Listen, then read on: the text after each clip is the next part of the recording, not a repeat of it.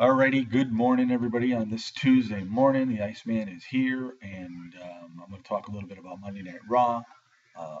Anybody wants any of my comments and opinions about Slammiversary, that video will be up later on the Iceman's Return YouTube channel. But Monday Night Raw last night, there was a lot of good things about Raw, and there was just a couple things that I just didn't like whatsoever. I'll talk about what I didn't like. Um, the Adam Rose thing with the rosebuds, I think it's really a ridiculous gimmick. I know there's a lot of people out there that sort of like it, but and I know this is entertainment, so to speak, which is involved in the world of professional wrestling, but I don't like this gimmick whatsoever. And for that matter, I think the Fandango gimmick with the dancing is run very old. I think it's run its course, and I think they need to change Fandango's gimmick up as well. Uh, the segment with Roman Reigns and Vicky, when obviously Roman turned around with the coffee and put something into that drink, which later on we saw Vicky get vomited on by Stephanie McMahon. Um, it sort of reminded me of stuff they used to do years and years ago. I don't know if anybody remembers a time where Steven Regal was general manager of Raw, and supposedly Chris Jericho urinated into his cup of coffee. So it sort of reminded me of that. But the segment was sort of enjoyable to watch, I have to admit. But um, other than that, I think that Monday Night Raw uh, had a little something extra last night, just for the fact we saw Dolph Ziggler square off against Seth Rollins, and as we're going to see probably for until at least Money in the Bank, that other members, excuse me, are going to interfere in this match, other members of the Shield, because they want retaliation on Seth Rollins. So, um, but it was, again, it was a match where there was no clear-cut winner, but it was nice to see Dolph Ziggler go up against somebody like Seth Rollins. It was enjoyable to watch, even though we didn't get a clear-cut outcome. Bad News Barrett against Dean Ambrose, I thought was a super match. Again, one of those matches where you would have liked to seen a clear-cut winner. Barrett wins because Ambrose was counted out because Seth Rollins interfered, and Ambrose went into the crowd after Seth Rollins, and not realizing that the referee was making the count. This was a fun match to watch, and it makes actually both Ambrose and BNB, Bad News Barrett, look a bit strong going into the pay-per-view in the next couple weeks. So that was a very enjoyable match as well. The Battle Royal for a spot in the Money in the Bank ladder match. I was very pleased to see that Roman Reigns came out on top. And we're seeing a lot more Roman Reigns as far as using the microphone. He's not like one of these big guys that was like basically pretty quiet for the most part. And when he was with the Shield when they first came out, and it was always Rollins, it was always Ambrose, really fulfilling the fans on the microphone. But Reigns is starting to do a lot more himself, and this is good because he needs to brush up those mic skills. And I think he's doing a pretty good job right now. And for the fact that he ended up winning that spot for the Money in the Bank ladder match makes things pretty interesting.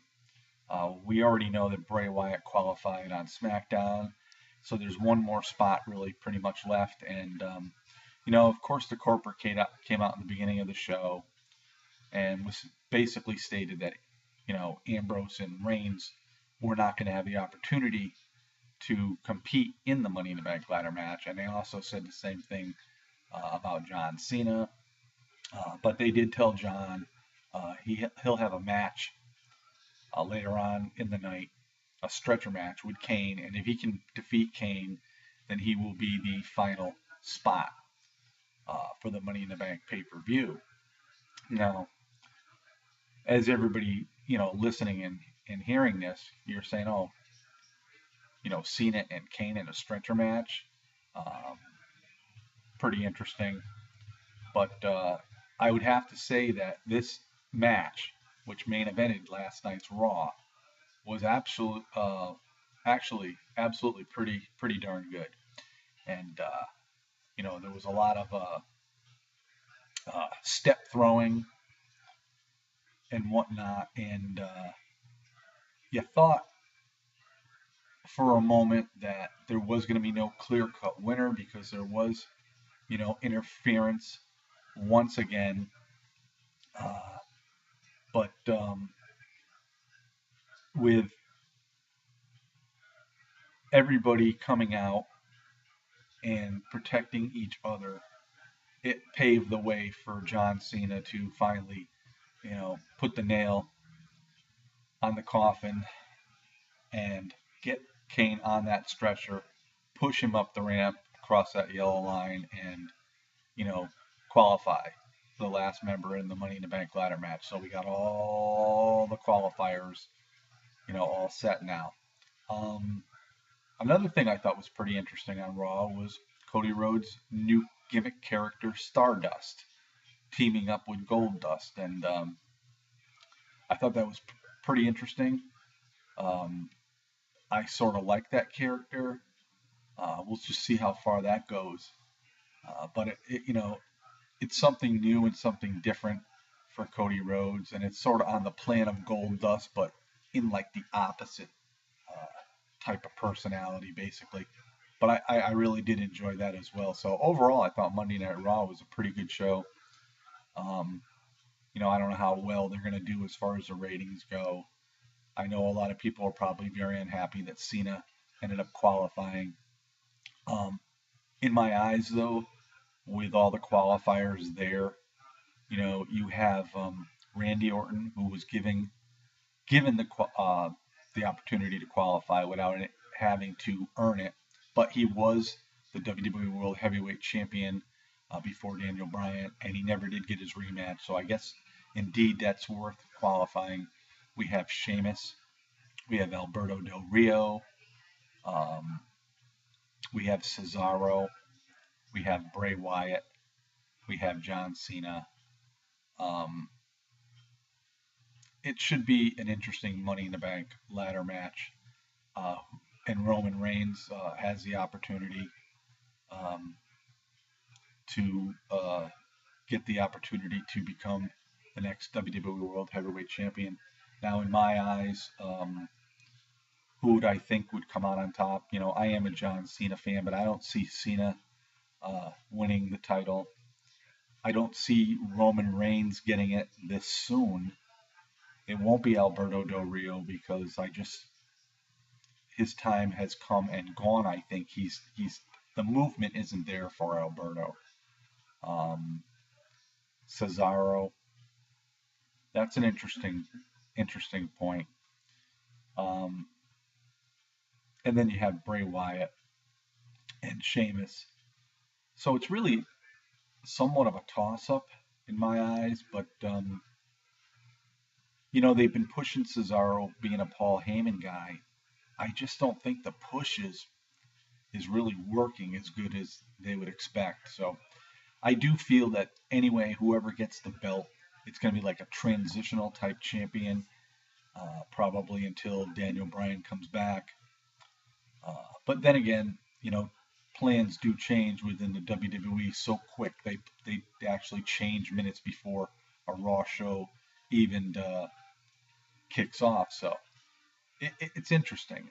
Right now, I have to take the time and really look into a lot of things before I even, have an opportunity to really give you my prediction on who may come out on top.